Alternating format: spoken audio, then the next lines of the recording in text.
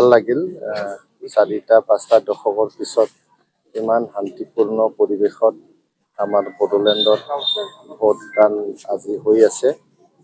সকলোৱে বহুত মুক্ত মনেৰে ভোট দিছে আৰু ফূৰ্তিৰে ভোট দিছে আৰু এইটো উৎসৱমুখৰ পৰিৱেশত যে প্ৰায় 1-1.5 মাহ ধৰি যে প্ৰচাৰ চলিল সকলো ৰাজনৈতিক দল সকলো ব্যক্তি সকলো প্ৰাৰ্থীয়ে ধুনীয়াকৈ প্ৰচাৰ চলালে। মই সকলো ৰাজনৈতিক দলক ধন্যবাদ দিছোঁ, সকলো প্ৰাৰ্থীসকলক শুভেচ্ছা জনাইছোঁ। আজি বিটিআৰ অঞ্চলৰ ভোটাৰ ৰাইজে জনতা জনাৰ্দনে চিৰস্থায়ী শান্তিৰ কাৰণে ভোট দিব।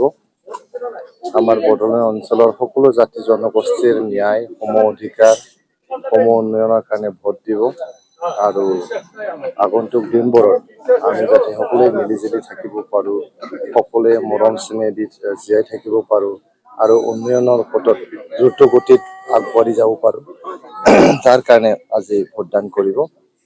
আৰু মই বহুত কনফিডেণ্ট যে 26 তাৰিখত যেতিয়া ৰিজাল্ট ওলাব আকৌ এবাৰ প্ৰমোদ বড়ো চৰকাৰ হ'ব।